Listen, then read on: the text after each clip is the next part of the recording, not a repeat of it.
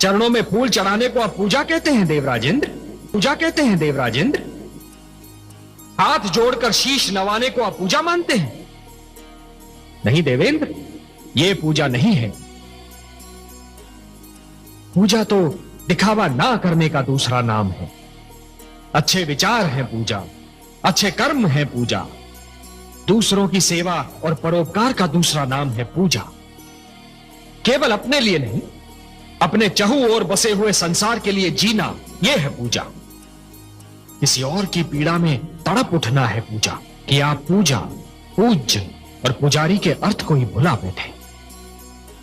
और इसीलिए है देवराजेंद्र, जिस प्रकार अपने मार्ग में चट्टान को खड़ा पाकर नदी की धारा अपनी दिशा को बदल लेती है, उसी प्रकार आपके इस अहंकार को देखकर मैं भी आपसे अपना मुख मोड़ रहा हूं। अरे महादेवी, जो क्रांति करके समस्त संसार को बदलना चाहता है, उसे सबसे पहले स्वयं को बदलना पड़ता है। फूलों की सेज को छोड़कर एक क्रांतिकारी को पथरीली खुरदरी भूमि को अपनी शैया बनाना पड़ता है। राजभवन का सुखद जीवन भूलकर कांटों की राह पर चलना पड़ता है। क्रांति की पहली मांग है त्याग, और त्याग की पहली मांग है सहनशीलता।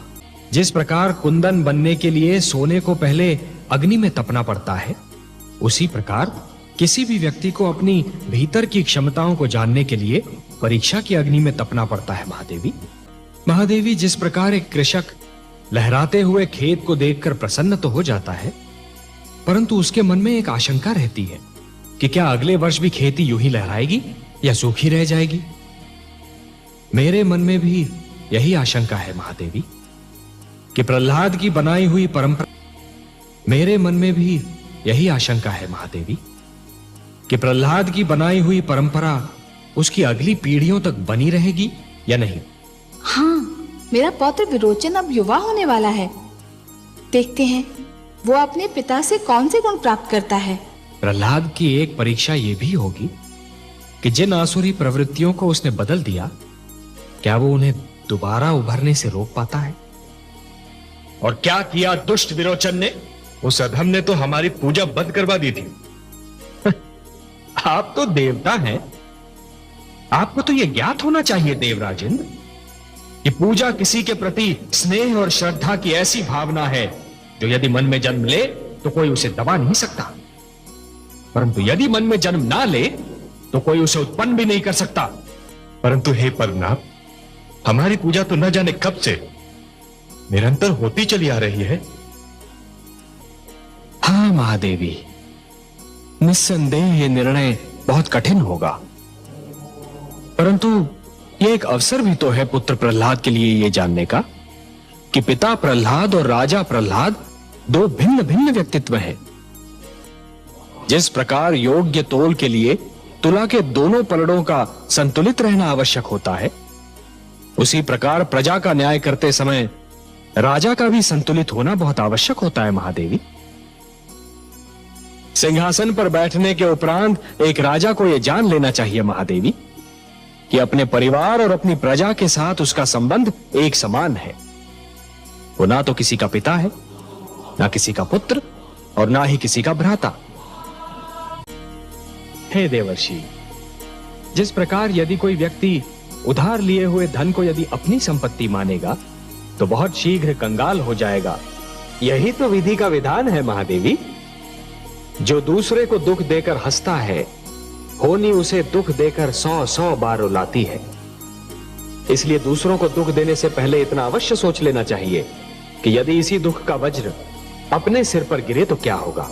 महादेवी, जिस प्रकार बिच्छू को यह ज्ञान नहीं होता कि उसका डंक केवल किसी और को नहीं स्वयं उसे भी चुभ सकता है, उसी प्रकार एक दुष्कर्मी को भी यह ज्ञान नहीं होता कि उसका दुष्कर्म स्वयं उसे भी हानि पहुंचा सकता है। महादेवी, एक ही डाली पर खिले दो पुष्पों में से एक को स्थान मिलता है देवता के चरणों में, तो दूसरे को अर्थी पर। एक ही मेघ की गोद से निकली दो बूंदें एक मोती बन जाती है तो दूसरी अंगारे पर गिरकर भस्म हो जाती है। यह सब फल होता है इस सत्य का कि किसे कैसी संगत मिलती है। सत्य कहा आपने महादेवी, सत्य कहा। और इसीलिए माता पिता को सबसे अधिक ध्यान बाल्यावस्था में संतान के चरित्र निर्माण पर ही देना चाहिए। जिस प्रकार जब जल माटी को गीला कर देता है तो माटी में से सुंदर अंकुर फूटते हैं, उसी प्रकार जब भक्ति मन को उदार बना देती है तो मन में सुंदर विचारों का जन्म होता है। महादेवी, जिसके मन में खोट नहीं होती वो स्वयं को भी सच्चा समझता है और दूसरों को भी, और जिसे अपनी भूल का विस्मरण होता है उसे उसका दंड अवश्य मिलता है। इतिहास रचा ही इसलिए जाता है महादेवी कि आने वाली पीढ़ियां ये देख सकें कि उनके पहले की पीढ़ियों ने क्या भूल की और वो उस भूल को ना दोहराएं। यदि दोहराती हैं तो दंड पाती हैं, दुख झेलती हैं। जानता हूं महादेवी, क्षति पहुंचाने वाले को दंड देना तो बहुत सरल है, पर उसे क्षमा करना बहुत कठिन। और जो क्षति पहुंचाने वाले को क्षमा कर सकता है वो तो पूजनीय है। कमल नयन, उत्सव वो है जो आत्मा को शांति दे। जो सारे नदियों बैठे वो उत्सव नहीं, कोरा हुड़दंग है। परिवार क्या है प्रभु, मुझे इसका ज्ञान दीजिए। परिवार वो है वत्स जो जीने का उद्देश्य देता है, मानव को ये बताता है कि संसार में क्यों जिया जाए, किसके लिए जिया जाए। और संसार क्या है भगवान? संसार संसार एक बड़ा परिवार है पुत्र। परिवार का विशाल रूप है, मेरी श्रेष्ठ रचना है। वसुधैव कुटुंबकम, ये सारी वसुधा, ये सारी धरती एक ही कुटुंब है, एक ही परिवार है वत्स। परंतु संसार के भले के लिए मर जाना, ये वो महान कार्य है जो प्राणी को मरकर भी अमर बना देता है। वासुदेव, मुझे बताइए कि कर्म क्या है? कर्म पूजा है वत्स, कर्म यज्ञ है, कर्म जीवन है, जीवन का आदर्श है। और जीवन क्या है देव? जीवन एक सौभाग्य है पुत्र, एक वरदान है, मेरा दिया हुआ प्रसाद है, एक अवसर है। वत्स, अब और प्रश्न पूछने हैं मुझसे? कुछ नहीं पूछना प्रभु, अब कुछ नहीं पूछना। अब तो मुझे हर प्रश्न का उत्तर मिल गया है। मेरे चारों ओर ज्ञान का प्रकाश फैला हुआ है। मैं वहाँ हूँ जहाँ केवल मैं हूँ और आप है। अब न कोई कामना है, न कोई इच्छा। आपकी गोद में आकर लगता है इसके सिवा हर वस्तु तुच्छ है। अब मुझे कुछ भी नहीं चाहिए। मुझे मेरा ठिकाना मिल गया, मेरा घर मिल गया।